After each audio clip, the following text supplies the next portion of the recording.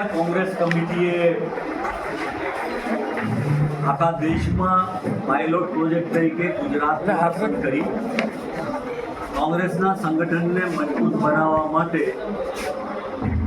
જે પ્રયાસ આદર્યો અને એમાં ખૂબ સિનિયર નેતાઓ દેશભરમાંથી ગુજરાતમાં આવ્યા અને મુખ્ય હેતુ એ હતો કે સંગઠન મજબૂત બને અને જિલ્લા કોંગ્રેસ સમિતિને મજબૂત બનાવવામાં આવે જેથી કરીને પ્રદેશ સમિતિ પણ મજબૂત બને અને જિલ્લા સમિતિની નીચે તાલુકા કોંગ્રેસ સમિતિ અને ગ્રામ સમિતિઓ પણ ખૂબ સારી રીતે કામ કરે. સ્વાભાવિક જ રીતે જે પ્રકારે ઓલ ઇન્ડિયા કોંગ્રેસે રાહુલજીએ મલ્લિકાર્જુન ખડગે સાહેબે પૂરી સ્વતંત્રતા લોકશાહી ઢબે જેને જે કંઈ કોઈ પણ ઈચ્છા હોય પ્રમુખ થવાની હોદ્દેદાર થવાની કામ કરવાની જિલ્લામાં એમને છૂટ આપી ફોર્મ ભરી શકાય, વાત કરી શકાય, ચર્ચા કરી શકાય અને એમને બધાને સાંભળી ચર્ચા કરી અને નિર્ણયો સમગ્ર ગુજરાતમાં કર્યા અને એના ભાગરૂપે અહીંયા પણ માનો કે બીજા ઉમેદવારો ખૂબ સારી રીતે કામ કરી શકે એવું સાથે સાથે અલ્પેશભાઈની પસંદગી કરવામાં આવી છે. મારી સાથે બેઠેલા વિનુભાઈ સોલંકી જે જિલ્લા કોંગ્રેસ સમિતિના પ્રમુખ તરીકે કામગીરી બજાવી ચૂક્યા છે, એમની પહેલાં મહેન્દ્રસિંહ પરમાર એ પણ કામગીરી બજાવી ચૂક્યા છે. ત્યારે કોંગ્રેસ પાર્ટી એમની સેવાઓને બિરદાવે છે અને સાથે સાથે નવા પ્રમુખ જે અમારા સૌના માટે પ્રમુખ છે અલ્પેશભાઈ પરિયાર કે આણંદ જિલ્લાનો એકે એક કાર્યકર મારા સહિત એ એમની પડખે ઊભો રહેશે, એક સૈનિક તરીકે ઊભો રહેશે અને એમના કામમાં એમને સંપૂર્ણતઃ સહકાર આપશે. અલ્પેશભાઈ યુવાન છે, બહુ મિતભાષી છે, એમનો ચહેરો ખૂબ હસમુખો છે, સૌને સાથે લઈને ચાલે એવા છે એટલે સમગ્ર કાર્યકર્તાઓ ભેગા મળીને એમને સમર્થન આપશે અને એમના નેતૃત્વમાં આણંદ જિલ્લાની કોંગ્રેસ ગામડે ગામડે આણંદ શહેર, પેટલાદ, ખંભાત, ઉમરેઠ શહેરોમાં નગરપાલિકાઓમાં ફરી વળશે,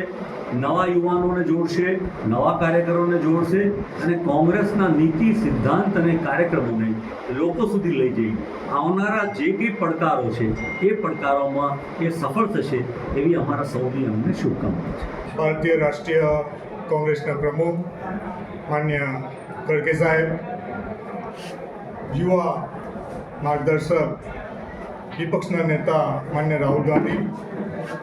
સંગઠન સૂજન અભિયાન દ્વારા સમગ્ર ગુજરાતમાં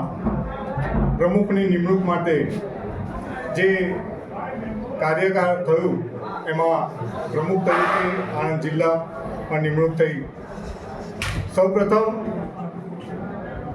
આ જિલ્લામાં માન્ય માધવસિંહ સોલંકી સાહેબ, ઈશ્વરદાદાનો આ જિલ્લો છે, કોંગ્રેસનો સતત ગઢ ગણાતો આ જિલ્લો હવે ક્યાંક ને ક્યાંક મજબૂતાઈની દિશા આગળ વધારવા માટેની જે જવાબદારી મને સોંપવામાં આવી છે ત્યારે આગામી દિવસોની જે જવાબદારી છે, સંગઠનની જવાબદારી હોય, સહકારની જવાબદારી હોય કે કોંગ્રેસને સામાન્ય વર્ગના પ્રશ્નો ઉઠાવવાની જવાબદારી હોય, એ સવિશેષ નિભાવવા માટે જે મને જે જવાબદારી આપી છે એ હું ખૂબ જ ખંતથી નિભાવીશ. આગામી દિવસો ખૂબ જ પ્રશ્નો સાથેની અને લોક પ્રશ્નોની વાચા આપવાનો છે. સમય કપરો છે પણ જ્યારે હિંમત અને સંગઠનથી કામ કરીશું તો પ્રયત્નથી પરિણામ સતત મળતું આવ્યું છે અને આગામી દિવસોમાં પણ પ્રયત્નોથી પરિણામ મળશે એવી આશા રાખીએ છીએ. આગામી દિવસો આપ સૌ પત્રકાર મિત્રોની મને જરૂરિયાત છે અને સતત મળતી રહે એવી હું આશા રાખું છું. આપ સૌ અહીંયા પધાર્યા એ બદલ આપ સૌનો ખૂબ ખૂબ આભાર.